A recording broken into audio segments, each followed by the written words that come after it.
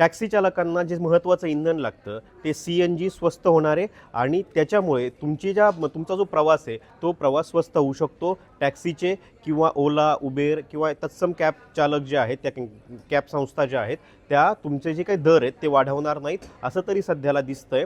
CNG याच्याशिवाय बायोगॅसचे दरसुद्धा कमी होणार आहेत. हेच नाही तर चमड्याच्या ज्या वस्तू आहेत तर चमड्याच्या वस्तूंवरचा जो टॅक्स आहे तो कमी करण्यात आला आहे. त्याचा परिणाम सरळ सरळ चमडा बनवणाऱ्या ज्या काही संस्था आहेत, म्हणजे चमडा बनवणारे जे काही उद्योग आहेत आणि विकणारे जे काही होलसेलर रिटेलर आहेत त्यांच्यावर होणार आहे.